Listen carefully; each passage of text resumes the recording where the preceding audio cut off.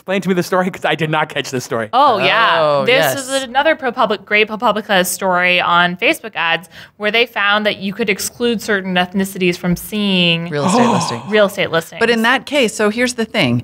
That is a violation of the Fair Housing Act. There is Right. a law Right. against that. Sure.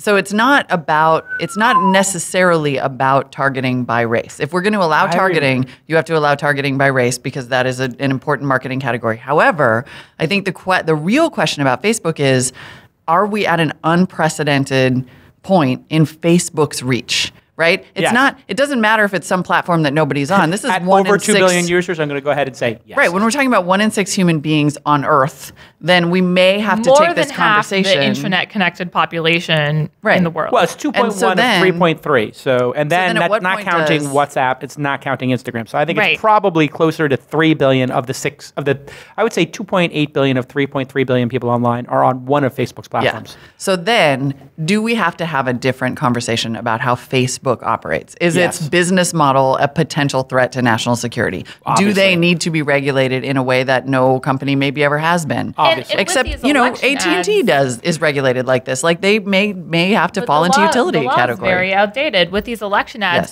Yes. If you advertise, if you advertise for an election on TV, you have to submit that ad. You have to say exactly who paid for it. You have to say who you showed it to, in what markets. That is so different than the rules for Facebook. Basically, Facebook doesn't have any election transparency rules. And you mentioned dark posting earlier. I mean, that's Explain to what people dark that's dark not ads are. really the term that Facebook uses. They Well, call that's them one we should use. unpublished page posts. Yeah, please. They're dark ads. Let's call it what it is. What it allows you to do is target people differently based on how you feel like the ad would resonate with them versus somebody else. That allows you to do some A/B testing. Or perhaps that the ad is so nefarious and ugly and disgusting that you don't want certain people to see it because they would screenshot it and say, oh my effing God, who on earth would allow an ad like this to run? That's a side symptom of I feel like when Facebook releases products, sometimes they think about them in the most optimistic terms. For example, live video. Grandmothers can finally see their grandchildren's first steps without having to be in the same state, right?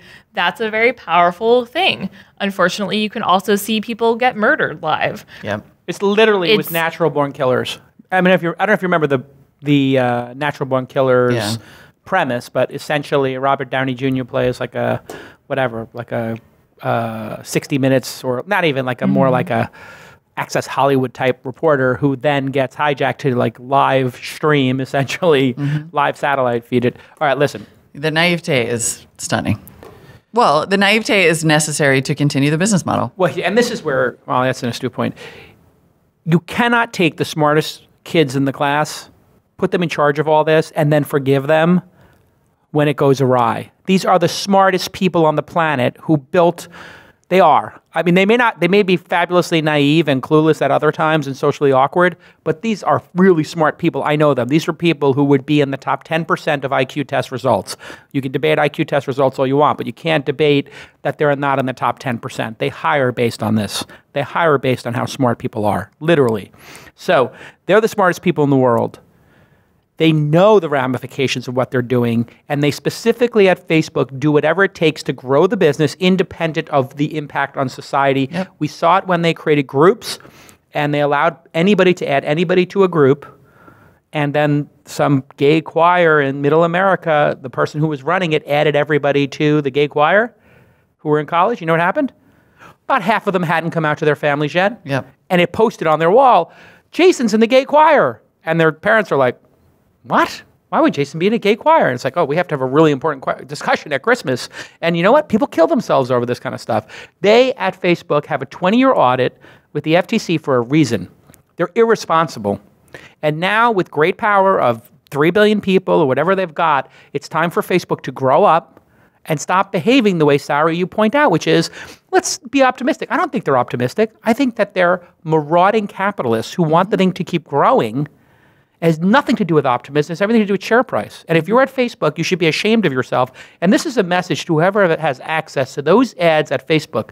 It is your moral and ethical duty, in some people's opinion. Did you guys catch that disclaimer? Mm-hmm. In some people's opinion. In some people's opinion. You see that? That's not me saying it. In some people's opinion, it is the moral, ethical, what? Responsibility. Thank you, Molly.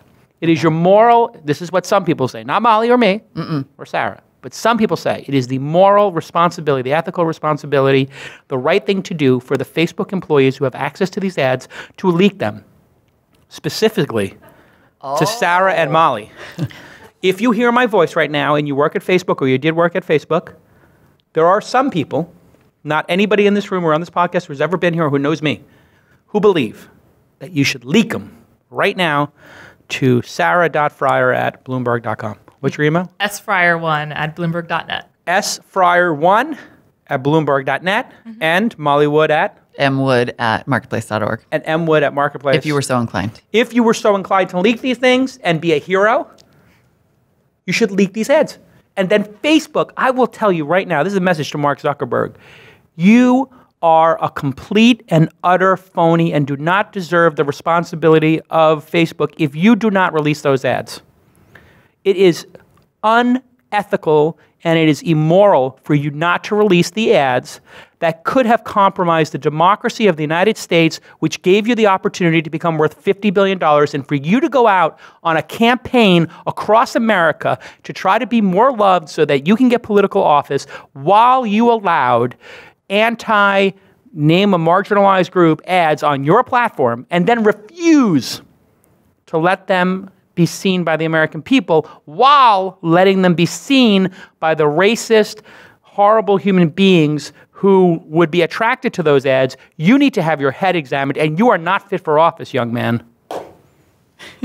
I don't mean to get all worked up about it, but I am infuriated not by the mistake. Sarah, you give them credit that maybe it was a mistake, maybe they didn't see them. Great, fine, give them the benefit of the doubt. But to not release them at this point in time, when the democracy is on the line, and it's a whole nother thing to be a total coward, Mark, and not come out against Trump, and to invite all these right-wing lunatics over your office and kowtow towards them so you don't marginalize, you don't lose anybody in your platform. Fine, I understand. You're a marauding capitalist. You want Facebook to be for everybody. But to then not release these ads that compromised our democracy while having Peter Thiel on your board, who donated millions to Trump after he said he assaulted women, come on. What do you guys think of that?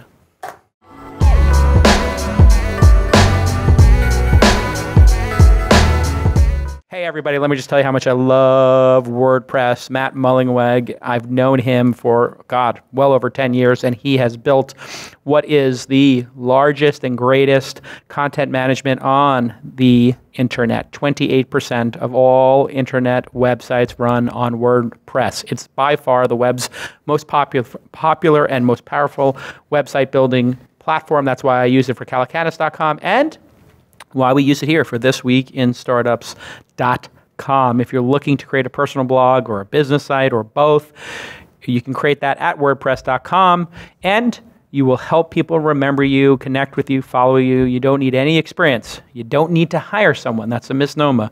You can go and just go to WordPress.com, and they will guide you through the entire process. They have hundreds of beautiful designs to choose from, built-in search engine optimization, social sharing, and every plan includes a free custom domain name. Business plans let you access hundreds of plugins and themes. There's a big developer community that supports WordPress. They're always adding new functionality, and you have access to expert-friendly support. So go ahead and visit WordPress.com. It is what I use for Calacanis.com and This Week in Startups.com. That's all you need to do. Here's your call to action. You'll get 15% off of any new purchase plan. Just go to WordPress.com/twist, WordPress.com/twist, and create your website and find the perfect plan for you. That's WordPress.com/twist for 15% off your brand new website.